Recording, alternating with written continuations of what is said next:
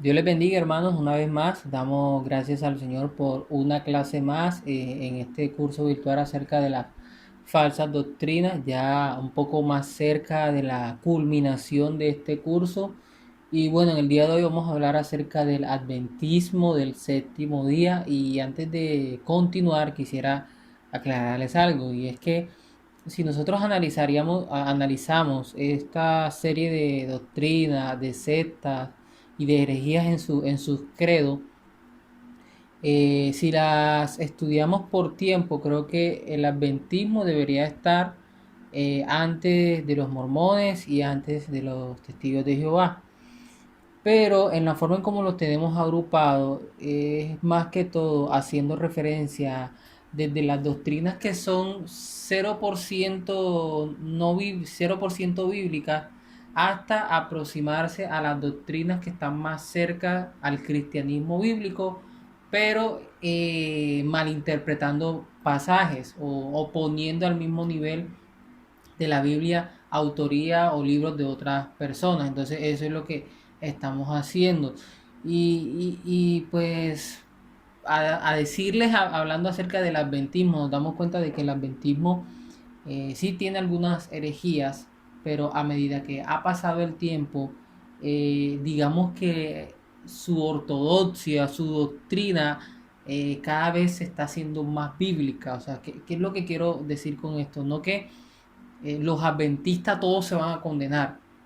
No, no quiero decir eso. O más bien lo que quiero decir es que muchos de los adventistas en su fe es mucho más bíblica, aunque tienen algunas prácticas que no son bíblicas. Entonces, de pronto la clase de hoy no, bueno, no, ninguna de estas clases es para decir, miren, esta es una herejía y todos los que están en esa herejía se van a condenar. Y el caso del adventismo es mucho más similar a esto, es decir, son personas que no son 100% cristianos, pero que en la práctica muestran o dan evidencia de una fe bíblica, aunque tienen algunos credos que no son bíblicos. Entonces, eso es lo que quiero aclararles inicialmente. El nombre de el adventismo, ya entrando ya como tal al tema, el nombre del adventismo del séptimo día, es porque ellos le dan mucha importancia al advenimiento de Cristo. O sea, ellos le dan mucha importancia a la segunda venida de Cristo. Por eso se le llama adventista, porque esperan el advenimiento, es decir, la venida de Cristo. Entonces, eso es muy, muy importante. Otra cosa también que ellos tienen mucha relación con el guardar el séptimo día. Pues bueno, ahí ya a primera instancia nosotros vemos que nos diferenciamos de ellos por esa razón, porque ellos guardan mucho el sábado, pero al mismo tiempo nos damos cuenta de que no es una práctica herética que por querer guardar el sábado la persona se vaya a condenar. Entonces, eso es lo que quiero mostrarles, que tienen cosas diferentes a nosotros que no son bíblicas, pero no están atentando con la doctrina o con la sana doctrina que tiene que ver con la salvación, o que esté poniendo en tela de juicio su salvación, aunque hay algunas que sí posiblemente lo estén haciendo. Eso lo veremos más adelante. Aman sinceramente a Dios y se abstienen a los vicios y placeres de este mundo. Entonces miren que la salvación es por fe, si es cierto, lo dice Gálatas, lo aclara Gálatas, pero Santiago también nos muestra que la verdadera fe se refleja en qué, en las obras. Entonces ellos en sus obras van a mostrar en alguno de ellos que realmente sí tienen una fe genuina en Cristo. Y pues en su doctrina, Cristo es Dios. Entonces ellos adoran a Cristo y ven a Cristo como su Señor y su Salvador. Entonces vemos que tenemos mucha relación con ellos. Eh, Quiero que sigamos mirando. Hoy va a ser una clase un poco más leída por el tema de que es muy importante lo que hay aquí. Y créame que les recomiendo que trate de leer todo lo que pueda con este tema. Entonces vamos a ir directo ya a la historia. Nosotros sabemos que es una de sus fundadoras o el origen del adventismo fue por medio de una profecía o de las profecías que recibió una mujer llamada Elena de White. Entonces, usan sus profecías para interpretar la Biblia, o así es como históricamente se dio. pero pues lastimosamente sabemos que a la luz de la Biblia se interpreta a ella misma. Entonces, esto es un problema que hay en ello. Y bueno, vamos primero a ver la historia y después profundizamos más en ese tema. Entonces, la historia del adventismo radica en lo siguiente. Cuando Elena Haymon tenía 9 años, ella es Elena de White, sufrió un accidente, el cual la dejó con el rostro desfigurado y la obligó a dejar permanentemente sus estudios en la escuela. Estuvo enferma toda su vida, sus padres eran metodistas devotos. Mire algo, y es que todas estas falsas doctrinas nacen de qué? De iglesias cristianas, de iglesias protestantes de sana doctrina. Recuerden que la iglesia metodista es también una iglesia reformada en la segunda ola, por así decir, que nació en Inglaterra. Entonces, pero en la década de los años 1840, los padres de Elena de White aceptaron la predicación de Guillermo Miller. Guillermo Miller pues no era de sana doctrina, y Guillermo Miller tenía esa mala costumbre tiene esa mala costumbre, o tuvo esa mala costumbre de predecir cuándo iba a venir Cristo. Es un problema que se daba mucho en esa época, que querían dar la fecha exacta de cuando Cristo iba a venir. Y a raíz de eso, los papás de Elena de White creyeron esa doctrina, y la iglesia metodista, al considerarla una herejía, ¿qué hicieron? Los expulsaron. Entonces fueron expulsadas de la iglesia metodista por creer las doctrinas de este hombre. Entonces, ¿qué pasó luego con Elena de White? Después que sus papás fueron expulsadas, y eso obviamente la incluye a ella, y es que al tener 17 años, la muchacha comenzó a tener visiones que confirmaron las doctrinas controversiales del adventismo. Entonces, vamos a darnos cuenta que muchos de esas doctrinas que tiene el adventismo no nacen de la Biblia, sino que nacen de sus visiones. Y ellos argumentan de que esas visiones son las que van a ayudar a interpretar algunos textos oscuros de la Biblia, cosa que bíblicamente no debe ser aceptado en ningún lado, porque tiende a esto, a alejar al creyente de la sana doctrina. Y eso es lo que en oración y por medio de la predicación de la palabra debemos evitar a nuestros alrededores, o a las personas que Dios ha puesto alrededor nuestro. Entonces, la predicación de Miller antes del día de la gran desilusión. ¿Cuál es el día de la gran desilusión? El día que él dijo que Cristo iba a venir. Y se le apodó el día de la gran desilusión porque muchos cristianos que hacían, sobre todo los que eran ricos, vendían, entregaban todo lo que ellos tenían, se quedaban absolutamente nada, y simplemente creo que con vestidos blancos se quedaban esperando a que Cristo viniera. Entonces se le conoce el día de la gran desilusión porque al final Cristo no vino, y ¿qué provocó eso? Que muchos de ellos quedaran ahora pobres porque habían dado todas sus riquezas, las habían donado. Entonces, por eso se le conoce el día de la gran desilusión. Él retrató su predicación después de aquel día, obviamente. Y aquí hay un problema también, y es que normalmente nosotros somos seres humanos y nosotros nos podemos equivocar, pero el peor error que nosotros podemos cometer es no reconocer nuestros errores, es no ser humildes al reconocer nuestros errores. Y este hombre vio que se equivocó, y en vez de reconocer su error, lo que quiso hacer fue continuar o tratar de buscar la forma de explicar esto de otro modo, y eso fue lo que ellos consiguieron. ¿Qué fue lo que pasó? De que la revelación de Irán Edson y el testimonio de la señora Elena de White, ya aquí vemos a otro hombre que protagonista también de esta doctrina, de esta corriente, de esta religión. La revelación de Irán Edson y el testimonio de la enseñanza de Elena de White referente a sus propias revelaciones formaron la base doctrinal de la iglesia de los adventistas del séptimo día. Ponían gran énfasis en la escatología y en la reforma de salud. Ella se convirtió en líder y profetisa inspirada de su denominación. En una conferencia en 1860, esta adoptó el nombre de Adventista del séptimo día, y en 1863 fue organizada oficialmente. Entonces, vemos que la historia no es muy larga con relación a las dos que ya habíamos dado, o está mejor resumida, por así decirlo. pero vemos la misma idea, y es usar las visiones personales, usar la experiencia para darle soporte a ciertas prácticas y que van por encima de lo que está en la escritura. Y eso es algo que nosotros debemos de tener en mente, hermanos, y no confiarnos ni siquiera de nosotros mismos.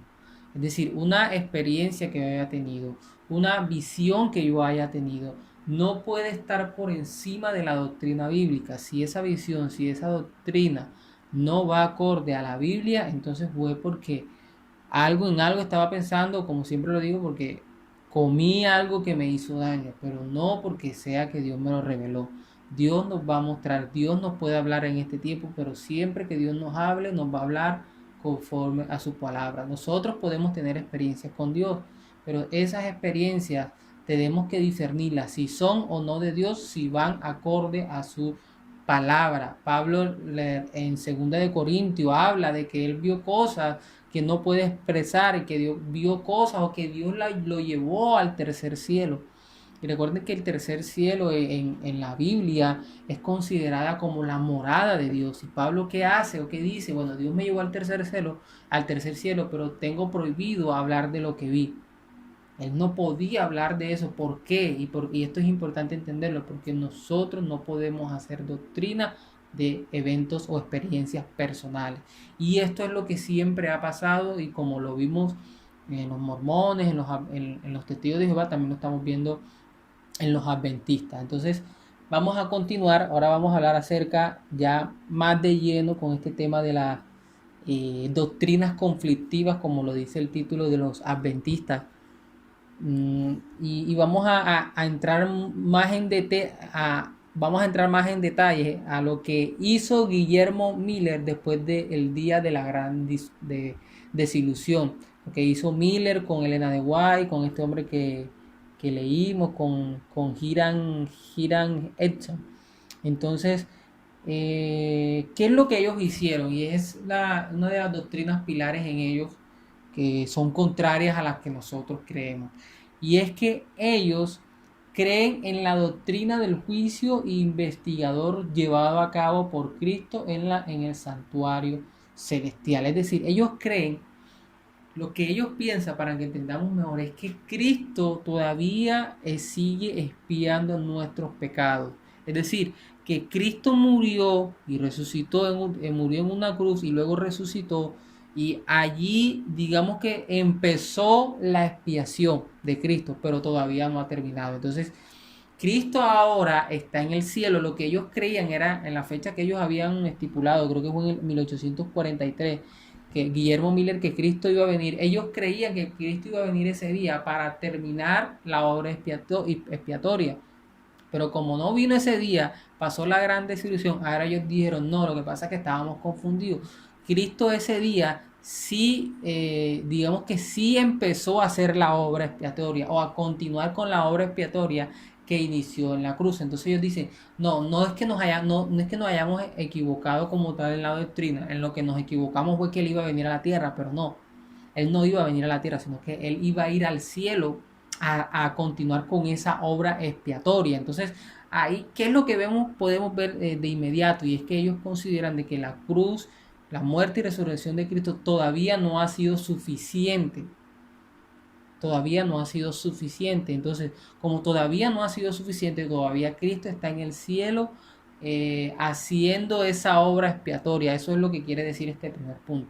Ellos creen que Cristo todavía está haciendo la obra expiatoria en la cruz. Esa fue la reinterpretación que le dio este hombre Hiram Edson con el término de santuario, de que no es que iba a venir aquí a la tierra, sino que iba a ir al cielo. Entonces, quiero que veamos una frase que dijo Elena de White. Ella dice: la sangre de Cristo ofrecida en beneficio de los creyentes arrepentidos les aseguraba el perdón y aceptación cerca del Padre, pero no obstante, sus pecados, y esto es importante subrayarlo, porque ahí es donde empezamos a ver la gravedad de lo que ellos están creyendo, no obstante, sus pecados permanecen inscritos en los libros del registro. Entonces, lo que Cristo está haciendo allá arriba es viendo quiénes son los que están en el libro. es viendo quiénes están para él irlos borrando uno a uno. ¿Para qué? Para que ahora sí estén salvos. Entonces, esta idea, hermanos, va muy en contra de lo que está en la palabra. Y eso es lo que queremos mostrar.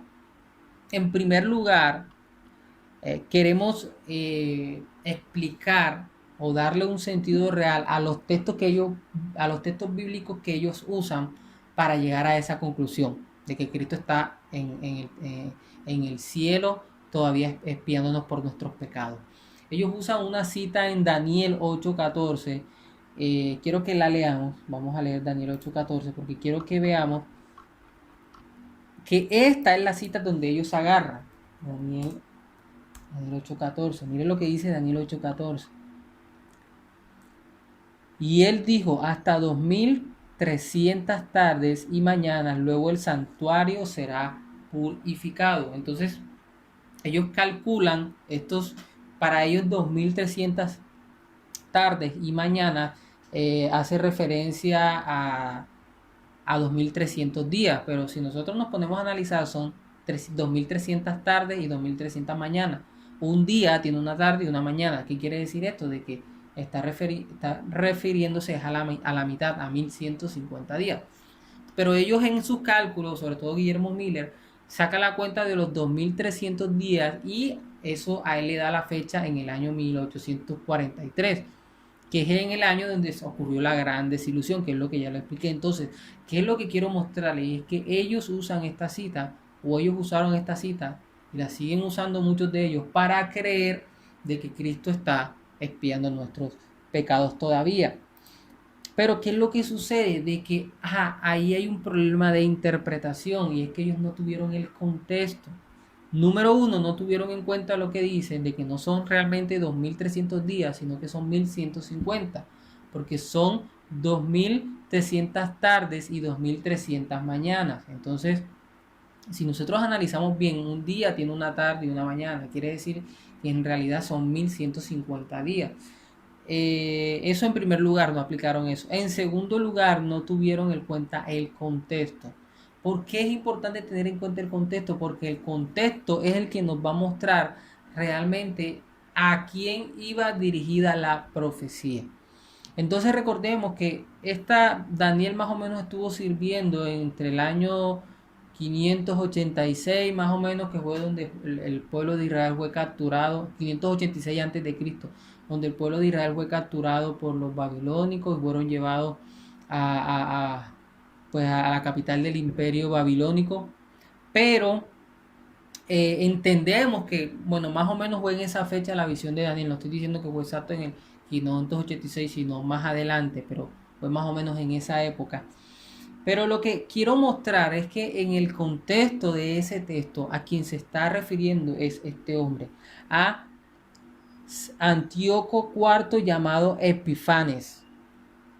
Es decir, ¿qué es lo que quiero mostrarle? Y es que esta profecía de Daniel 8:14 no se cumplió en el año 1843, sino que esos 1150 días coincide con la llegada de este hombre sirio llamado Antonio Epifanes, que más o menos se está dando unos años antes de la venida de Cristo. O sea, ese cumplimiento de esta profecía se está dando en la época de los 400 años de silencio, más o menos finalizando, empezando el Nuevo Testamento, lo que ya nosotros conocemos desde el libro de Mateo. Más o menos se está cumpliendo en esa época. ¿Y qué fue lo que hizo este hombre? Este hombre entró a Jerusalén, entró al templo, y ¿qué hizo? Puso una estatua de Zeus en ese lugar. Y no solamente se conformó con eso, sino que mandó a que sacrificaran cerdos en ese santuario. Y recuerden que el cerdo era considerado un animal inmundo para los judíos por la ley mosaica que ellos tenían establecido y que Dios le había dado por medio de Moisés. Y además de eso, obligó a los sacerdotes a que comieran carne de cerdo, cosa que ni los sacerdotes ni nadie podían comer del pueblo del Señor. Entonces este hombre hizo este daño tan grande al pueblo de Israel en esa época. Entonces eso es para que lo entendamos. Entonces cuando se habla de la purificación del santuario, se está hablando a qué? A lo que Cristo hace después, en el año más o menos 33 después de Cristo. Entonces el santuario había sido manchado por todo lo que hizo este hombre, pero la profecía de Daniel 8:14 está apuntando a lo que luego Cristo iba a hacer más adelante, que fue purificar el santuario, hablando en un sentido general, en donde Él muere y resucita por nuestros pecados. Entonces es para que entendamos a qué hacía referencia este texto inicialmente y no hace referencia a lo que los adventistas estaban comentando. En segundo lugar, quiero que entiendan algo, y es que esta doctrina que ellos creen, que se le conoce como la doctrina del juicio investigador, demoraría la consumación de la obra expiatoria de Cristo en la cruz y le quitaría a los creyentes la seguridad de que ya son perdonados y salvos. ¿Esto qué quiere decir? De que si el sacrificio de Cristo en la cruz y la resurrección no es suficiente para que el creyente sea salvo, entonces nosotros en estos momentos no deberíamos estar seguros de nuestra salvación, porque todavía Cristo está expiando nuestros pecados en el cielo. Entonces no habría seguridad de la salvación, y la Biblia habla que nuestra seguridad en la salvación se debe a que el Espíritu Santo mora en nosotros, que el Espíritu Santo son las arras de nuestra salvación, es decir, son nuestra garantía por la cual nosotros somos salvos. Entonces, si se cree en esta doctrina de juicio investigador, estaríamos quitándole al creyente la seguridad de ser salvo. O sea, yo en este momento, usted que me está viendo, estaría como que, bueno, ¿será que soy o no soy salvo? O sea, yo practico, yo oro, yo me congrego, yo ayudo a mis hermanos, yo estoy mostrando el fruto del Espíritu Santo, las 9 virtudes, pero todavía Cristo está expiando los pecados, es decir, todavía no estoy seguro si soy salvo o no. Ese es uno de los principales problemas al creer en esta doctrina adventista. En segundo lugar, si los pecados no fueran borrados completamente, sino hasta un periodo antes de la venida del Señor, entonces nadie podría decir con seguridad que es salvo. Bueno, ya eso ya lo explicamos. Lo otro es que Romanos afirma que ninguna condenación hay para los que están en Cristo Jesús. O sea, ya nosotros hemos sido salvos por Cristo Jesús. Ya nosotros hemos sido salvos por lo que Cristo hizo en la cruz, porque nosotros creímos en Él y ahora vivimos conforme a como Él vivió y lo queremos imitar a Él de la misma forma como Él vivió en la tierra. Entonces, allí está nuestra garantía. Y el apóstol también Juan añade, Dios nos ha dado vida eterna y esta vida está en su Hijo, el cual tiene el que tiene al Hijo, perdón, tiene la vida. Entonces siempre se está hablando de la suficiencia del sacrificio de Cristo en la cruz. Es suficiente, ya no se necesita más nada. Ya no hay necesidad de hacer otra cosa. No, mis obras no son para salvación, mis obras son una muestra de que ya yo he sido salvo. Entonces, eso lo debemos de tener bastante en cuenta. Creo que lo he repetido tantas veces, pero es con esta misma intención, hermano, de que usted tenga claridad de esto. Si confesamos nuestros pecados, Él es fiel y justo para perdonar nuestros pecados y limpiarnos de toda maldad.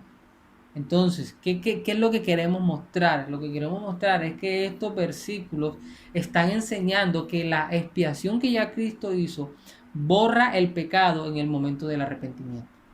O sea, ya, ahí, no se necesita más nada. Entonces debemos de tener esto bastante claro. Sobre todo, y esto también es algo importante, nos parece extraño que el Señor Jesucristo tuviera que consultar durante 150 años un registro en el cielo a fin de conocer la conducta de los creyentes. Es decir, eso se le debe parecer raro. Cristo no es omnisciente, Cristo es omnisciente. Porque Cristo va a estar revisando, va a estar en el cielo revisando si estamos todavía en un libro de condenación, si ya Él es omnisciente y ya Él es todopoderoso, ya Él sabe quiénes son de Él y quiénes no. Entonces no hay necesidad o no tiene sentido a la luz de la Biblia que Cristo esté revisando un libro cuando Él es omnisciente. No tiene necesidad de hacer eso. Entonces eso lo tenemos de tener muy en claro. En cambio, los adventistas toman en serio el hecho de que los creyentes serán juzgados según sus obras, algo que algunos evangélicos tradicionales por poco pasan por alto. Aunque somos salvos por fe y no por obras, la fe salvadora siempre está acompañada de obras y de la santidad. La fe salvadora está acompañada de obras y de la santidad. No es que yo voy a ser salvo si hago buenas obras y soy santo. Sé que es algo confuso. Es que yo soy salvo porque ya yo vivo en santidad y hago buenas obras. Es decir, el resultado de mi salvación es que yo vivo en santidad y que prosigo al final. Ese es el resultado de la salvación, que yo tengo el deseo de vivir en santidad y de hacer buenas obras. Algo muy diferente a aquellas personas que creen que creen que tienen que vivir en santidad y hacer buenas obras para ser salvos. Es decir, sé que es algo bastante un poco complejo, pero no podemos creer que mis obras son las que van a hacer que yo soy salvo, sino todo lo contrario. Es todo lo contrario. Por el hecho de que ya Cristo murió y me llamó y me escogió a mí, es que yo ahora vivo en santidad y hago buenas obras. Esto es una verdad bastante compleja porque aquí se están uniendo dos verdades y se está uniendo la soberanía de Dios al Él salvarnos, porque la Biblia dice que la salvación es de Él, pero al mismo tiempo se está uniendo la responsabilidad del hombre, en el cual nosotros como hombres responsables debemos seguir viviendo en santidad. Entonces, Dios es soberano al salvarnos, pero al mismo tiempo nosotros somos responsables. Y estas dos verdades van paralelas, no se unen, van paralelas.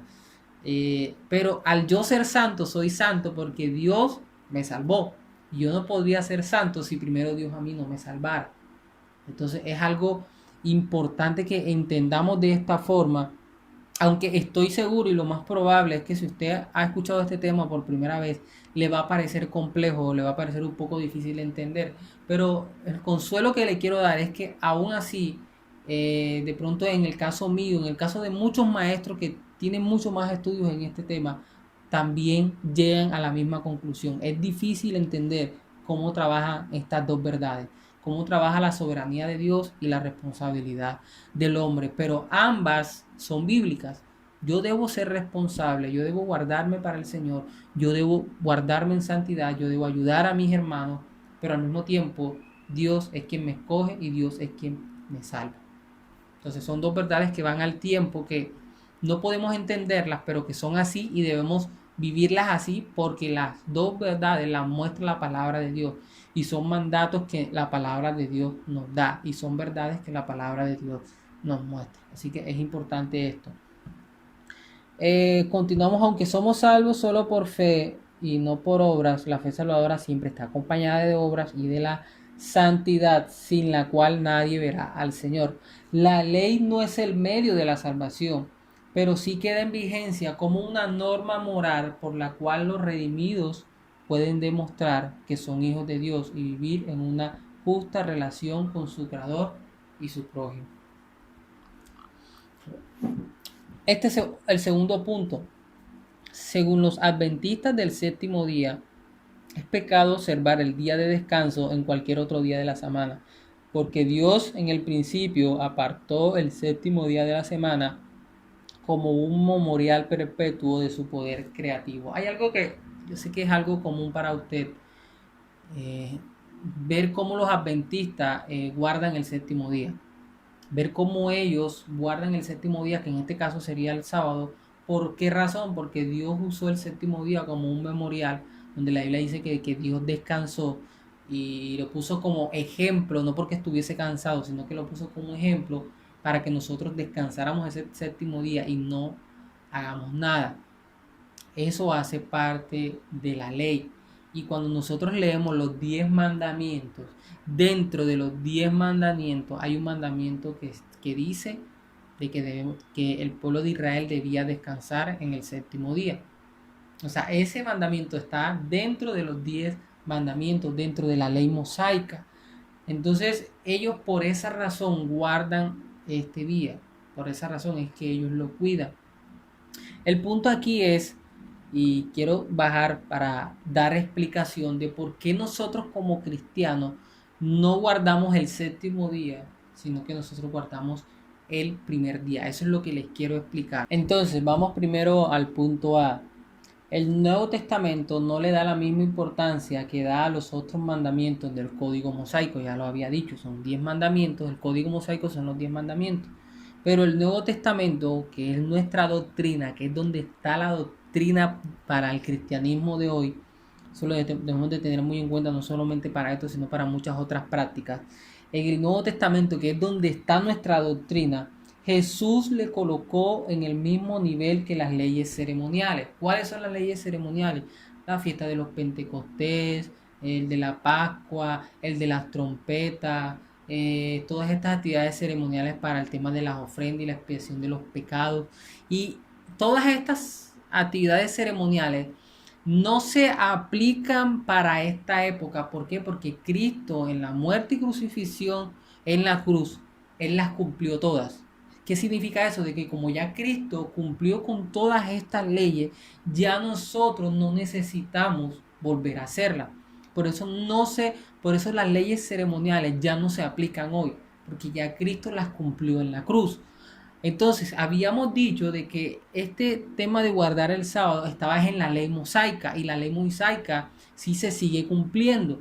El punto es que esta ley mosaica de guardar el sábado, de guardar el séptimo día, Cristo, el mismo Cristo en el Nuevo Testamento, la aglomera o la pone dentro de las leyes ceremoniales. ¿Qué significa esto? Que al ponerla dentro de las leyes ceremoniales ya ha sido cumplida, ya no es necesario que nosotros la cumplamos. Entonces vamos a seguir leyendo para tener más claridad de esto. Jesús la colocó en el mismo nivel que las leyes ceremoniales, las cuales pertenecen al antiguo pacto y son caducas.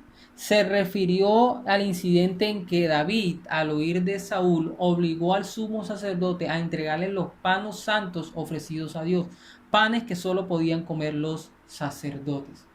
Entonces miren cómo Cristo les hace ver de que David, en la época de, para eso usted tiene que irse a Samuel, la primera de Samuel, como David tenía tanta hambre y le pidió al sacerdote que le diera los panes de la proposición.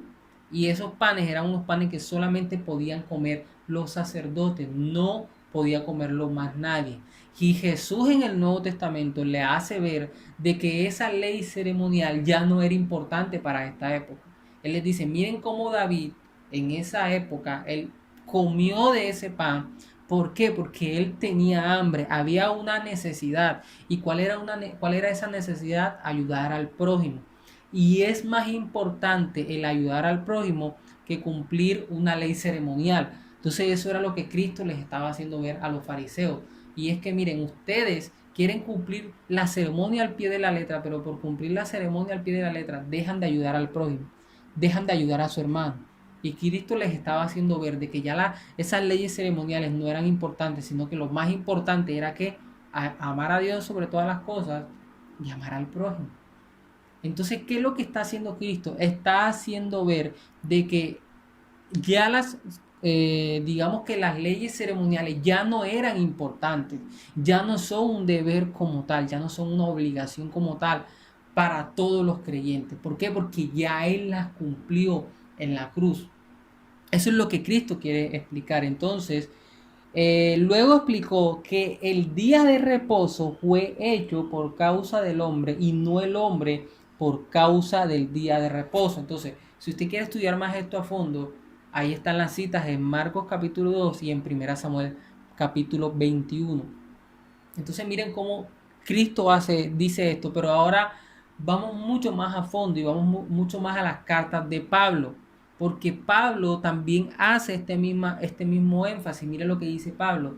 También indica que ocupa un lugar entre las observaciones ceremoniales. ¿Qué ocupa un lugar entre las observaciones ceremoniales? El guardar el sábado. ¿Y cómo lo vemos esto? Lo vemos en Colosenses 2:16. Por tanto, nadie os juzgue en comida, en bebida o en cuanto a días de fiesta, luna nueva o días de reposo, todo lo cual es sombra de lo que ha de venir. Entonces vemos cómo este acto de guardar el día de reposo era más considerado un acto ceremonial. Y como todo acto ceremonial, fueron todos hechos o fueron todos completados en la obra salvadora de Cristo en su muerte y resurrección. La visión de la señora de White, en la cual vio que el cuarto mandamiento fue el más importante, porque eso es lo que ella dice, que de todos los 10 mandamientos este era el más importante, no armoniza con las enseñanzas del Nuevo Testamento. ¿Por qué no armoniza con las enseñanzas del Nuevo Testamento? Porque el Nuevo Testamento nos está haciendo ver que no es el más importante. El guardar el día de reposo es más un asunto de conciencia que uno de ley moral. Uno hace diferencia entre día y día, otros juzgan iguales todos los días.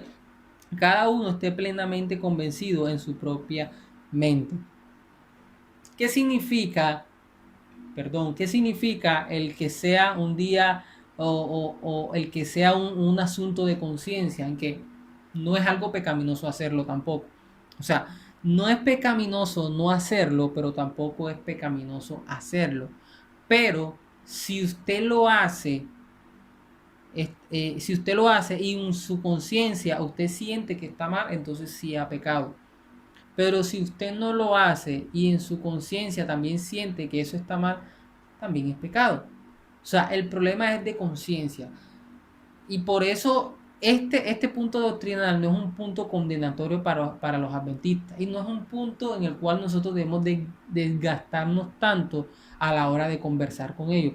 Si ellos por conciencia sienten que deben de guardar ese día, no hay problema. Es por conciencia que ellos lo quieren hacer. Sienten que están mal. Y si nosotros los queremos obligar a que no lo hagan y ellos no lo hacen, ellos se van a sentir mal. Y en ese punto es donde la Biblia dice que sí es pecado, porque el libro de Romanos dice que todo lo que hagamos dudando, entonces es contado como pecado. Entonces es más que todo un tema de conciencia, no es y tampoco es un tema condenatorio, que si lo practico me voy a condenar, aunque pues, es importante decirlo, algunos otros hombres tienen cierta postura en estos temas de la ley y ellos dicen, bueno, si ellos quieren obedecer esto de guardar el sábado y hace parte de la ley, deberían obedecer toda la ley. ¿Por qué? Porque también hay una cita en Romanos donde dice que quien obedezca una o dos cosas de la ley tiene que obedecer toda la ley. Y si no obedece toda la ley, entonces está en maldición. Entonces esta es una postura mucho más radical, es un poco más respetada, o más bien se respeta también, o sea, no podemos mirar a los que piensen así también como algo, personas de falsa doctrina, por así decirlo. Pero digamos que no quiero enfatizarme más en esto, sino más que todo en que esto es un tema de conciencia.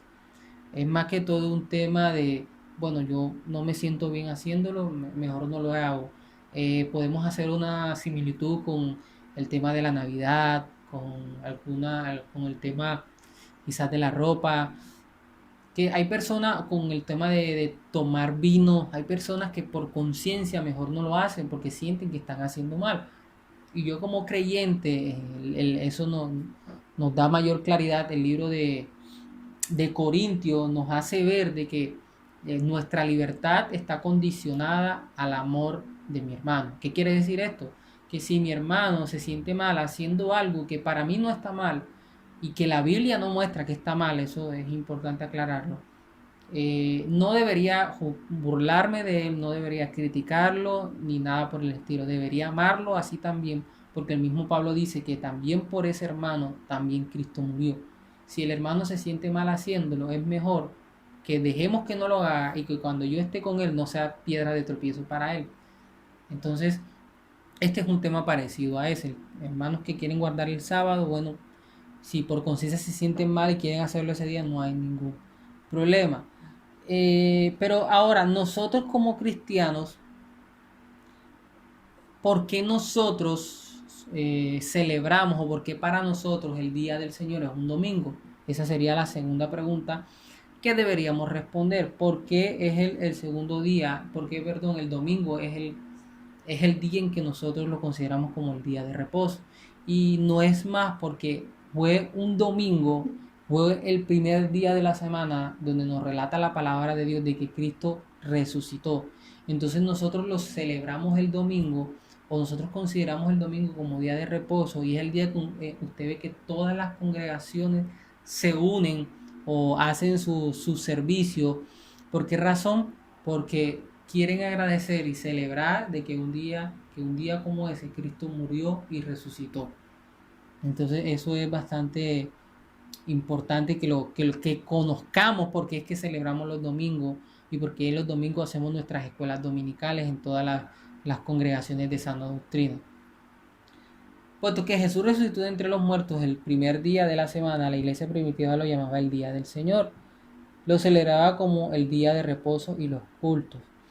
También hay unas citas en Troas donde se ve que desde la iglesia primitiva se celebraba el primer día. Por ejemplo, en Hechos 20, de 6 al 7, en Troas, que era un puerto bastante importante, no estoy seguro si en la provincia de Acaya o de Macedonia, todavía no estoy seguro, no recuerdo muy bien. Pero los cristianos en esa provincia, en ese lugar, en esa ciudad, se reunían para el culto el primer día de cada semana. Entonces miren que es una práctica que se lleva desde que la iglesia empezó. Y Pablo instruyó a los creyentes de Corintio: cada primer día de la semana, cada uno de vosotros ponga parte según haya prosperado. Es lógico creer que las congregaciones levantan ofrendas en el día de su culto, el cual era el domingo. Entonces vamos ahora a otra segunda práctica. Y es que ellos creen, los adventistas, perdón, una tercera práctica. Y es que ellos creen que los adventistas o que las personas al morir entran o caen en un estado de inconsciencia total y su alma está durmiendo en la tumba. Ahora, ¿de dónde ellos sacan esta idea doctrinal? Y vamos a ver que ellos sacan esta idea doctrinal de la misma Biblia. Pero como pasó en el primer caso, también es una mala interpretación del texto bíblico. ¿Cuáles son los textos que ellos usan? David declara que el hombre no es consciente en su muerte. Entonces ellos usan un salmo, un texto que está en el Salmo 146:4, que dice lo siguiente: saldrá su espíritu, tornarse en su tierra en aquel día, tornaráse en su tierra, en aquel día perecerán sus pensamientos. Entonces usan ese texto para decir, mira, que después de la muerte ya ellos no tienen conciencia, ya ellos están en un estado inconsciente, que es lo que ellos dicen. Salomón da el mismo testimonio que dice Salomón en Eclesiastés: porque los que viven saben que han de morir, mas los muertos nada saben.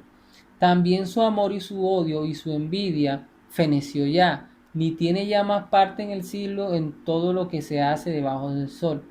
A donde tú vas no hay obra, ni industria, ni ciencia, ni sabiduría. Entonces, nos damos cuenta que esta mujer, Elena de White, principalmente usa textos del Antiguo Testamento para crear esta doctrina. Ahora, hay que entender algo, y en primer lugar, nuestras doctrinas están más especialmente y más específicamente en las cartas del Nuevo Testamento.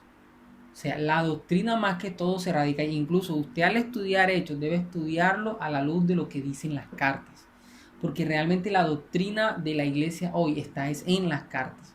Con esto no quiero decir de que los evangelios ni el Antiguo Testamento no debamos estudiarlo, debemos estudiarlo porque eso nos ayuda a tener una mayor comprensión de todo el plan de Dios y nos ayuda a conocer más de Dios. Y también porque la Biblia habla de que todo lo que está en la Biblia es útil para todo lo que se quiere en esta tierra. Entonces, lo que quiero hacer más énfasis es que la doctrina, la forma de vivir, la práctica bíblica se centra más que todo, la esencia como tal está en las cartas, en las doctrinas. Y nosotros al día de hoy no podemos crear prácticas, no podemos crear doctrinas en citas del Antiguo Testamento. ¿Por qué?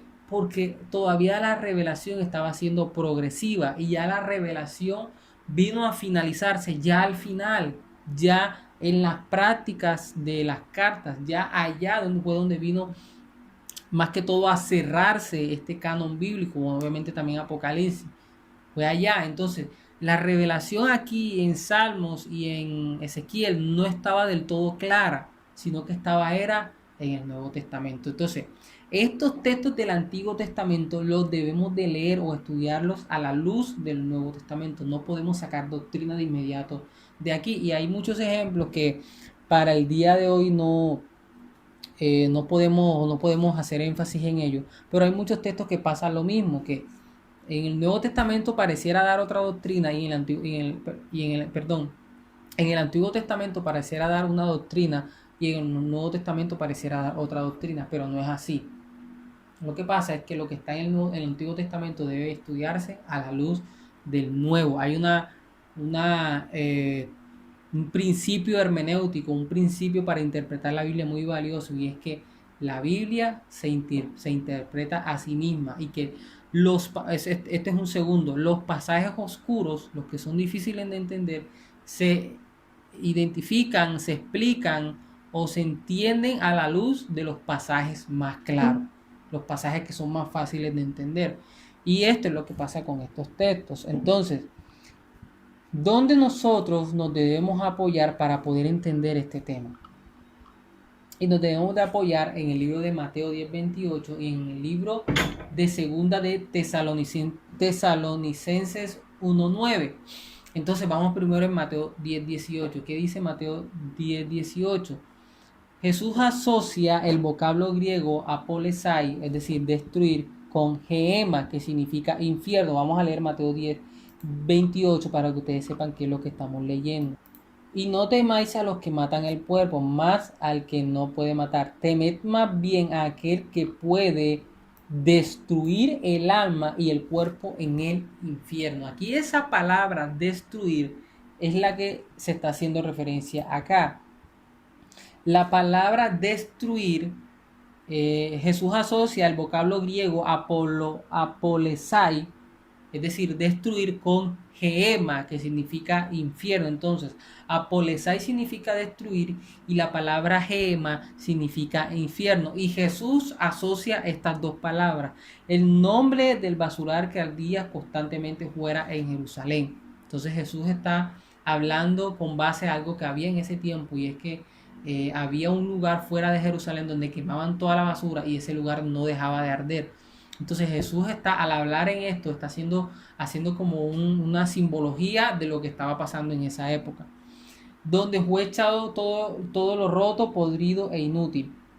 Los rabinos, es decir, los maestros de estudiosos de la ley, empleaban este término para indicar el castigo perpetuo de los impíos. Dice: temed más bien aquel que puede destruir el alma y el cuerpo en el infierno. Aunque la palabra apolesai puede significar destrucción, aniquilamiento o muerte, en este contexto quiere decir entregado a sufrimiento eterno. ¿Qué es lo que está queriendo decir este texto para que ustedes puedan entender?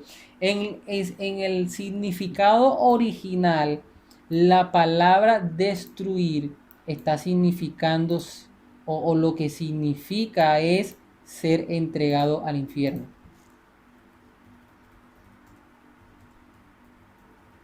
Eso es lo que significa la palabra destruir en este contexto, en el idioma original, que puede ser entregado al infierno. Temed más bien aquel que puede ser entregado al infierno, que puede tomar tu alma y entregarla al infierno. Eso es lo que está diciendo el contexto.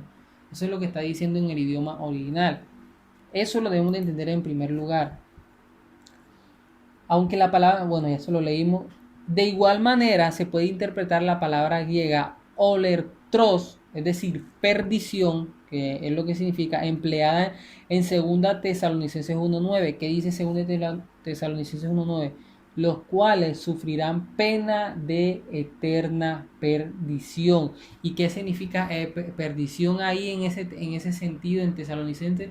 De ser también entregados al infierno. Entonces vemos cómo Mateo 10:28 y Mateo y Tesalonicenses 1:9 nos está diciendo es que estas personas que no creen en Cristo en un sentido general van a ser entregadas al infierno, van a ser dadas al infierno. Entonces, ¿por qué estos textos tienen que ver mucho con los que leímos en el Antiguo Testamento? Vamos a seguir leyendo. El contexto inmediato, estamos hablando todavía de Tesalonicenses.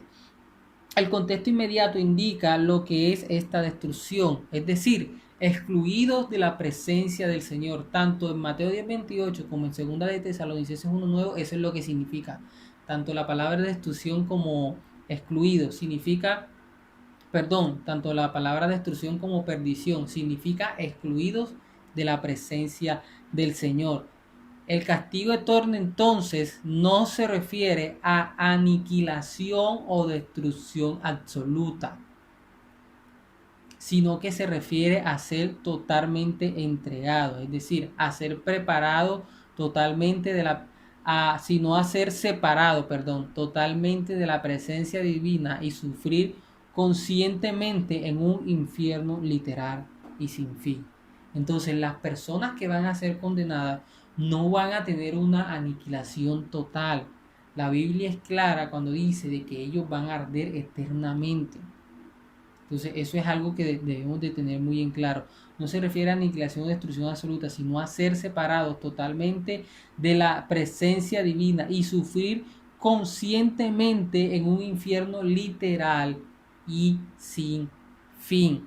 Así como nosotros vamos a tener un cuerpo nuevo para vivir con Cristo, como dice la Biblia, un cuerpo glorioso, para habitar que en Cristo, las personas que sean condenadas van a tener un cuerpo nuevo donde van a sentir dolor, donde van a sentir sufrimiento, pero que jamás se va a desgastar. Y por eso van a arder constantemente y sin fin. Entonces eso para que lo tengamos en cuenta. Y esto, lo que leímos en Eclesiastés y en Salmos, debe ponerse en contexto o debe leerse a la luz de estos textos. Así que para que lo tengamos en cuenta. Ya para terminar, lecciones que podemos aprender estudiando el adventismo. Número 1, es inútil tratar de determinar fechas de los acontecimientos finales. Y creo que eso es algo que ya nos debe de quedar muy claro. Y hay dos textos bíblicos, Mateo 25:36, pero el día y la hora nadie lo sabe, ni aun los ángeles de los cielos, sino solo el Padre. Hechos 1:7 dice, no os toca a vosotros saber los tiempos o las sazones que el Padre puso en su sola potestad. Entonces, miren que no, o sea, es inútil nosotros estar pensando en, bueno, Cristo al parecer va a venir este año, al parecer va a venir en el otro. No estemos pendientes en eso. Lo que nosotros como iglesia tenemos que estar pendientes es en la santificación personal y también grupal, es decir, de la iglesia. Entonces eso es en lo que nosotros debemos de estar preocupados en el día de hoy. Segunda conclusión o segunda cosa que podemos aprender estudiando el adventismo. No debemos basar doctrinas sobre profecías actuales ni interpretar enseñanzas bíblicas por profecías en la iglesia. Y eso es lo que ya le dije en un inicio. No podemos crear doctrinas de visiones personales. No podemos crear doctrinas de experiencias. No podemos crear doctrina de cosas que no estén en la Biblia. Eso es lo que quiere decir esto. Número 3. Debemos emplear los principios de hermenéutica para interpretar correctamente la escritura. Y esto es importante porque miren que a medida de que vamos terminando, las doctrinas que estamos mencionando ahora último están usando textos bíblicos, no como las del inicio, que eran 100% fuera de la Biblia. Cada vez que vamos avanzando, vamos viendo que estas doctrinas usan textos bíblicos y son cada vez más complejos para poder entenderlos, y que se necesita de la aplicación de la hermenéutica para poder interpretarlos correctamente y no creer y no caer en el error, como lastimosamente muchos de ellos han caído. Entonces es importante por eso, hermano, que usted estudie la Biblia bajo estos principios de hermenéutica. Nosotros tenemos un curso virtual que tiene que ver con principios básicos para el estudio bíblico y hablamos mucho acerca de la hermenéutica, de la exégesis, así que le recomiendo que al terminar este curso, si no lo ha hecho, pueda hacerlo, porque es muy importante para que usted no se desvíe de la sana doctrina y que no crea a lo que otro le diga, sino que, como siempre lo decimos, haga como la iglesia de Berea, que narra Pablo en Hechos, que todo lo que Pablo hablaba, ellos iban a su casa y miraban si lo que él decía era cierto o no. Entonces, eso también lo aprendemos al estudiar este tema del adventismo. Número 4, y ya con esto estamos finalizando, conviene que reconozcamos los buenos en los grupos no tradicionalmente evangélicos y que oremos por ellos. Entonces vemos, prácticamente tienen tres doctrinas completamente erradas, que ya lo habíamos dicho. El tema de que, primero, de que Cristo todavía sigue expiando nuestros pecados. Segundo, lo del tema de guardar el día de reposo. Y tercero, sobre la aniquilación total del alma. Más exactamente, quiero leerlo para que lo tengamos más claro. Más exactamente, la doctrina del sueño del alma en la muerte y la de la aniquilación de los impíos. Entonces, esas son sus tres doctrinas que no son bíblicas. Y pues bueno, eso no podemos juzgar si se van a ir al infierno o no, sabiendo y teniendo en cuenta de que ellos se guardan en santidad, de que creen en Cristo como el Dios y soberano, de que se guardan para Cristo, de que quieren hacer la obra de Cristo y de que muchos de ellos viven conforme a lo que manda la palabra del Señor. Entonces no podemos hacer un juicio directo de decir estas personas se van a condenar. Pero sí podemos orar por ellos y que Dios tenga misericordia de ellos y que Dios los siga iluminando y los siga llevando por el camino correcto. Y digo los siga porque eso es lo que quiero concluir, y es que muchas de estas doctrinas o de estas tres doctrinas, casi todas o la mayoría de las iglesias adventistas de hoy, muchas de estas no las siguen. Todas guardan el sábado, pero ya dijimos que este era un tema de conciencia, así que esta no es muy que afecte mucho la salvación. Pero el tema de la expiación y el tema de la aniquilación total, muchas iglesias ya no la practican. Entonces, ¿qué estaría pasando si ya no practican estas dos? Que estarían más cerca o estarían más adentrados a la doctrina bíblica que está en la palabra del Señor. Y tenemos que orar para que el Señor los siga iluminando y poco a poco los siga sacando de estas doctrinas no bíblicas. Así que eso es lo que nosotros debemos de tener en cuenta y seguir orando por ellos. No es de nosotros juzgarlos si se van a perder o no, pero sí es de nosotros exhortarlos o en un sentido juzgarlos, pero en las verdades o en las prácticas que ellos hacen, pero no condenándolos, porque no somos nosotros los que definimos si se van a ir al infierno o no. Así que hay que también orar por ellos. Si tenemos un familiar, si tenemos un amigo o alguien cercano, orar por ellos y con sabiduría enseñarles si aún creen en estas tres doctrinas. Y si no, pues gloria a Dios, que se siguen alimentando solamente y exclusivamente en la palabra del Señor. Así que eso es todo por hoy. Nos vemos en la siguiente clase y que el Señor los continúe bendiciendo.